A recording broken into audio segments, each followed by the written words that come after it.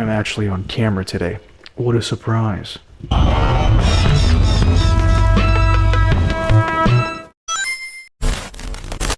Hello everyone, welcome back to the best second channel on the platform, where today, as you can see, I'm unmasked. Or semi-unmasked, I think it still counts. So, to nobody's surprise, I'm an absolute nerd. And one thing that a lot of nerds like is video games, specifically retro video games. And boy howdy have I played a lot, probably too many. Throughout my life, I have played countless obscure and just weird retro games. And so today I'm going to show you my collection of that. Now, sadly, I don't have all of the retro games I used to own because I did lose some from damage and theft, which is really stupid. But I have a few here, and I'm excited to talk about them. Now, this is just like my comic book and DVD videos, but this is not all the retro games that I've played in my whole life. That video would be way too long. This is only the ones that I own. But let's get started with the first ones. Not sure if this really counts as a retro game, but I own Legend of Zelda Ocarina of Time on the 3DS. Next on the DS Lite, Retro Atari Classics. This is essentially just a big collection game with old Atari classics. Pretty self-explanatory. But next on the 3DS, things get more exciting, my 3DS XL. For the Virtual Console, I got multiple, such as Super Mario Land 2, 6 golden coins, Wario Land, Super Mario Land 3, and Super Mario Land 1, which are Game Boy games if I'm not wrong. Super Mario Land 2, 6 golden coins is honestly one of the funnest Mario games I've ever played. The level design is pretty simple, but I have a lot of fun with it. The bosses are very unique, and I really love the sprites and the animations. To this day, I don't think I've actually ever finished it. I don't think I've ever gotten all 6 golden coins, but it's a game I definitely want to revisit one day. Then Wario Land, Super Mario Land 3, I played a few times, but I never really got into it, and I never finished it. So again, that's a game that I will have to replay in the future. By the way, for Super Mario Land 2, I really love the astronaut boss. I think he's like in a spaceship or something. I remember liking that one a lot. Next, Super Mario Land. It's solid, it's fun. I think the physics are a little clunky, and I'm not a big fan of the way the fireball works. Or it's like he shoots out a bouncing cannon. I'm not the biggest fan of how that worked, but overall, I still think it's a really fun game, even if it is pretty easy. And next up is Punch-Out for the NES, but I have it on the 3DS Virtual Console. Punch-Out is a fun game. I feel like everybody has at least heard of it. It's solid, it's fun, you punch. Mike Tyson's in that game too, I think. That's about it for my 3DS Virtual Console, but I swear to God I used to have a Mega Man game on here, but now the Virtual Consoles are pushed aside. We're gonna look at my physical collection. Number 1, everyone's favorite game, golf.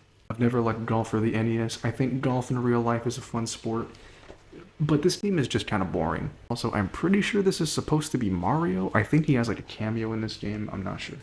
Next up is Lolo 2, which is actually still in the package. This is actually a game that my mom likes, that she used to play all the time, and then she recommended it to me, and yeah, it's fun. I never finished it, but I definitely want to because it's fun, it's unique, it's like puzzle, you gotta walk around and you have like one life, so if you get hit once, you're dead. Basically, you play as Lolo, you gotta help Lola or whatever, his girlfriend, which is just like a pink version of him.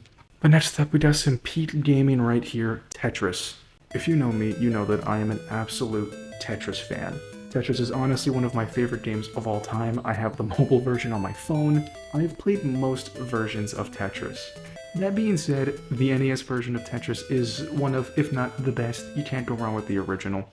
And the final game, I used to have more NES games like I said, but I don't have them anymore. So the final one is just Super Mario Brothers. Super Mario Brothers is one of those games where it's like, I haven't played it in so long, but the day I get back to playing it, I will not be able to stop for like weeks. The original Super Mario Bros. Is just so fun, and it has some of the just most enjoyable level design out there. And for some reason, I'm still terrible at playing level 8-2. But yeah, you can't go wrong with the original Mario, just a phenomenal game in my opinion, and I still think it holds up today, even though it's not my favorite in the series. Now, that does it for the NES games. Now we're going to move on to the SNES games. First up, Home Alone. This is just not a very good game. I've never finished this game because every time I play it, I'm like, why did I choose this out of all the games I have? I think it's fine. You play as Kevin and you're home alone. You fight the robbers, you get items and stuff, but it's honestly just not that fun of an experience in my opinion. I just get so bored every time I play it. On the brighter side of things though, we've got NBA Jam. I'm telling you, NBA Jam solos any modern 2K game, and I will say that with full confidence. NBA Jam is one of the most fun sports games I have ever played, along with the original NES NHL games. NBA Jam is just such a fun experience. The sprites look good, the controls work well, it's fun when you just launch the ball and you get like a three-pointer, you get a half-court shot because the physics are so weird. It's just fun, and I love the soundtrack, I love the character select, I love so much about NBA Jam, even though I don't even watch basketball.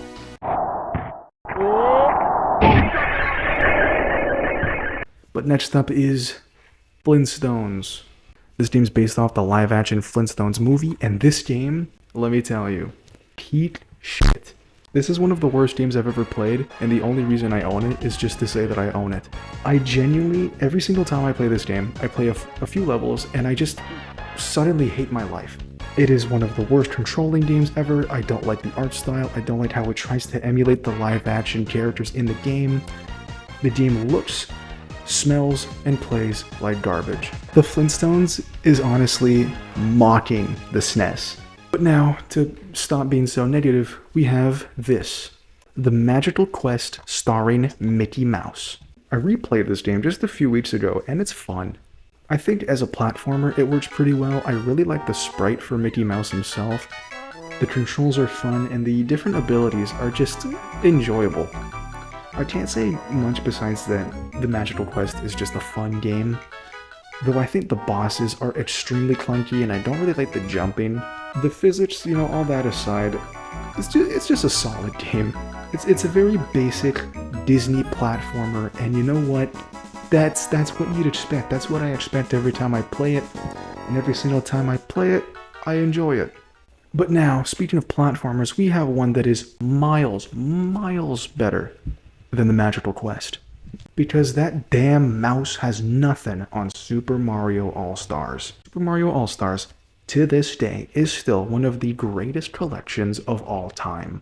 Okay, class, pop quiz. Question number 1. You want to buy a video game system. Super NES gives you 4 free games. Sega gives you no free games. Which do you choose? Super Mario Bros., Super Mario Bros. 2, Super Mario Bros. 3, and even the Japanese version of Super Mario Bros. 2, which was retitled The Lost Levels. Nintendo could have been lazy like what they've recently did for the Nintendo Switch and just ported the games onto the SNES, but no! They took it the extra mile. Every single game on this collection was given new art style, new sprites, new worlds, even like updated music. Everything about this screams good collection. Even if I don't really like Super Mario Bros. 2 and The Lost Levels as much as 1 and 3, this is still extremely fun.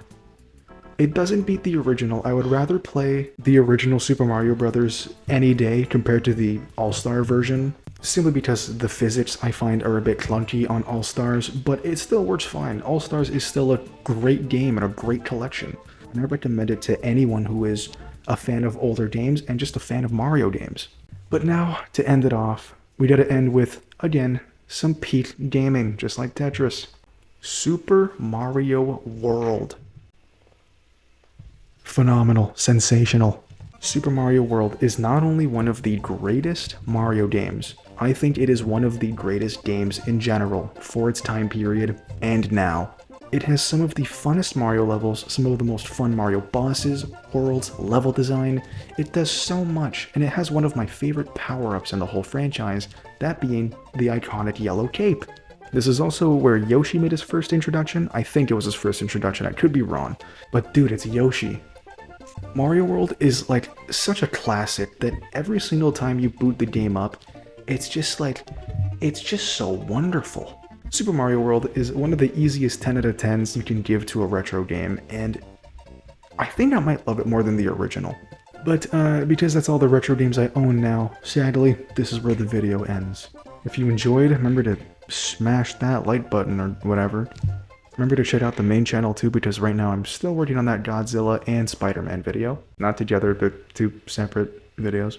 And if you have any more ideas for this one, the second channel, please feel free to throw your ideas down in the comments below, because I love that. That's it for me, and I will see you all in the next one.